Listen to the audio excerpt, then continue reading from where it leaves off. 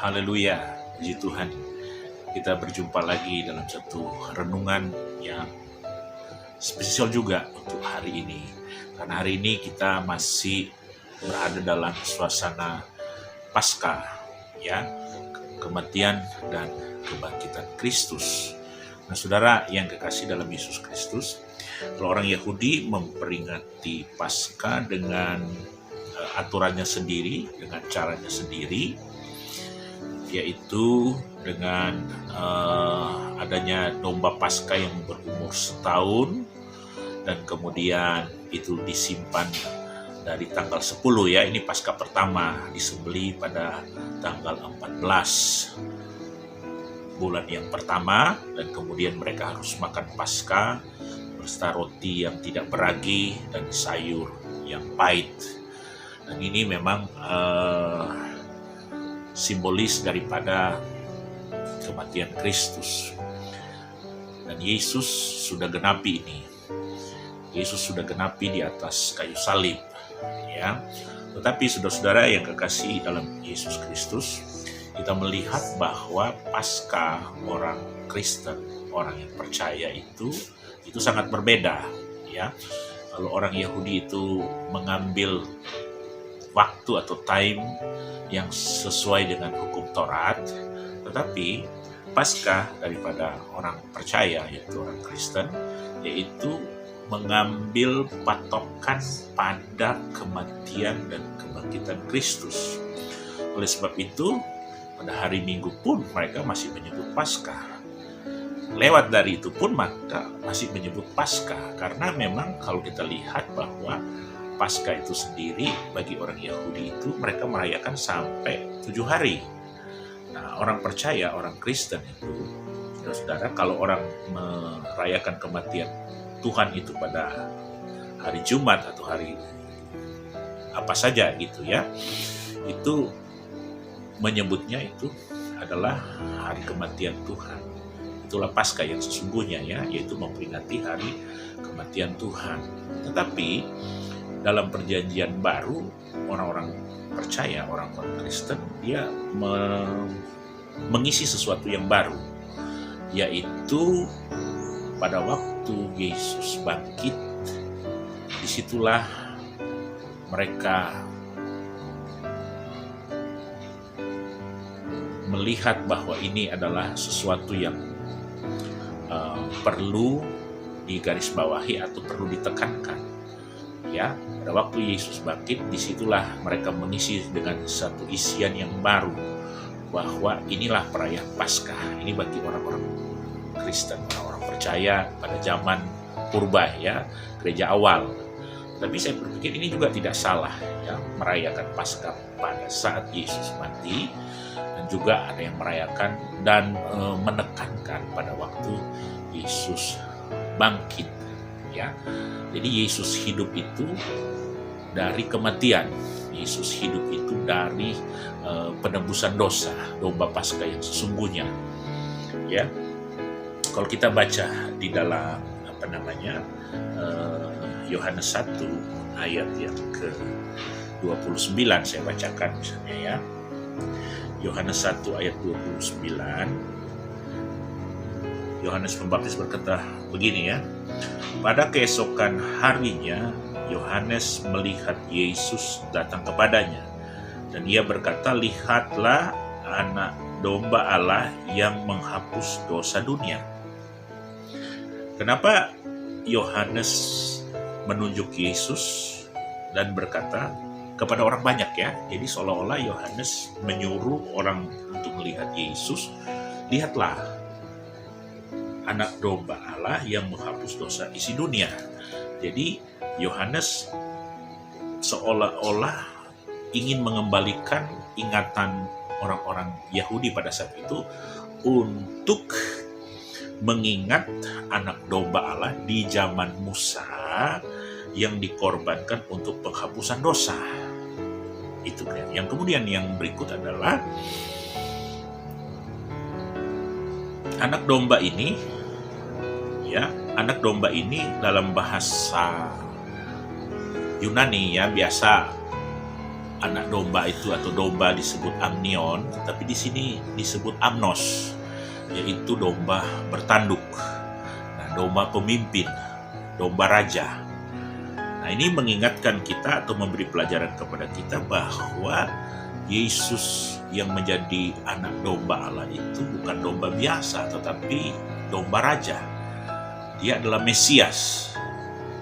Dan dikatakan berulang-ulang di dalam Alkitab bahwa Mesias itu harus menderita.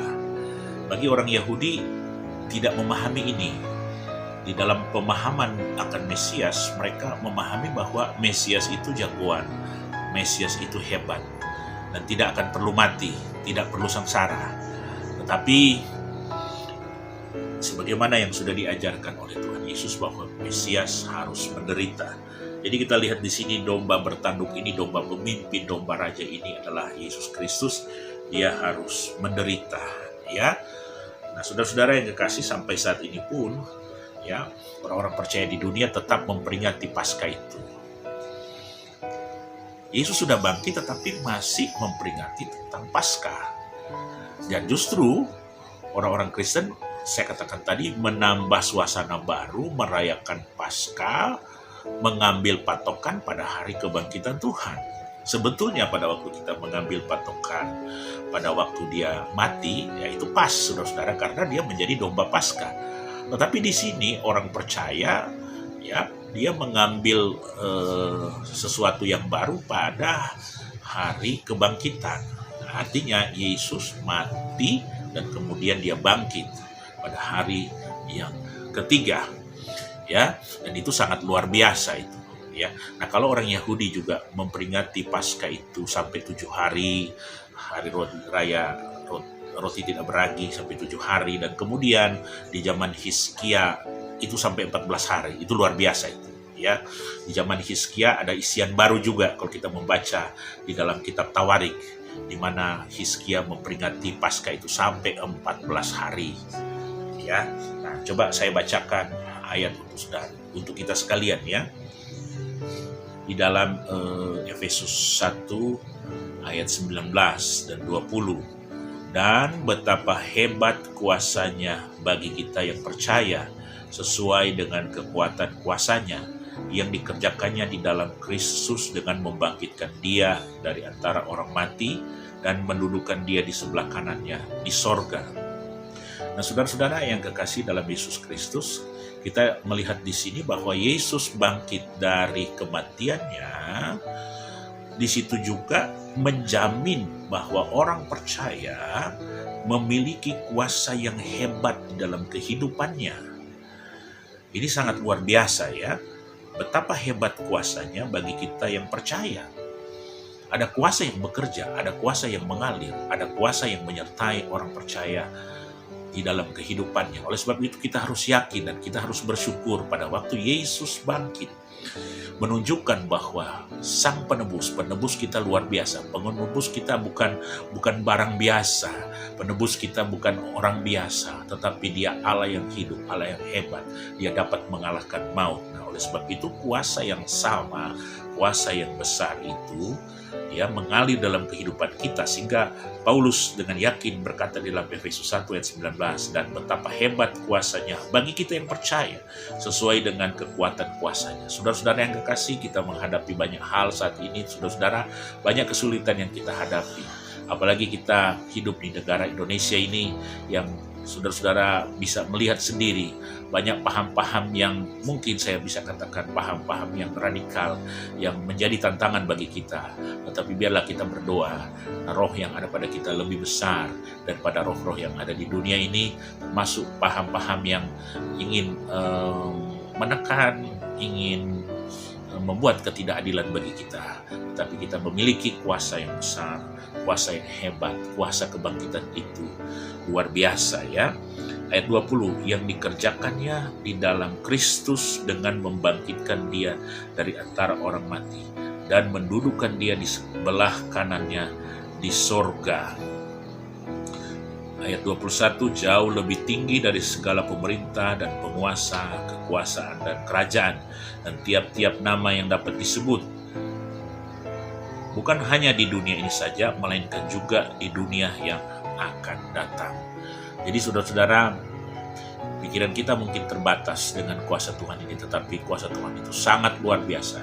Kuasa kebangkitan itu hebat bagi setiap orang yang percaya. Nah, saudara-saudara yang kekasih, biarlah kita renungkan firman ini, bahwa kuasa kebangkitan itu bekerja, berkarya, menghiburkan kita, memberikan pengharapan bagi orang-orang yang percaya, ya, baik untuk hari ini maupun hari yang akan datang. Kita berdoa. Terima kasih Tuhan, Engkau baik, Engkau luar biasa bagi saya dan saudara, kami yang mendengarkan ini. Terima kasih ya Tuhan, terima kasih. Kami memiliki kuasa kebangkitan itu yang Engkau sudah kerjakan, yang Engkau sudah kerjakan dan tetap mengerjakan itu bagi kami ya Tuhan. Terima kasih Tuhan. Kami menghadapi banyak hal di akhir zaman ini, tetapi Engkau memberikan kekuatan baru bagi kami, sehingga kami dapat mengalahkan, kami menang di atas setiap kesulitan yang sementara terjadi. Tolonglah Tuhan, hamba-hamba Tuhan, anak-anak Tuhan yang sedang mengalami banyak tantangan di akhir zaman ini Tuhan. Engkau bela, Kau nyatakan bahwa kuasa kebangkitan-Mu sungguh menjadi pengharapan bagi kami. Dalam nama Yesus kami sudah mendengar dan akhiri renungan ini. Haleluya. Amin. Puji Tuhan, kita akan bertemu lagi pada renungan yang berikut. Tuhan memberkati.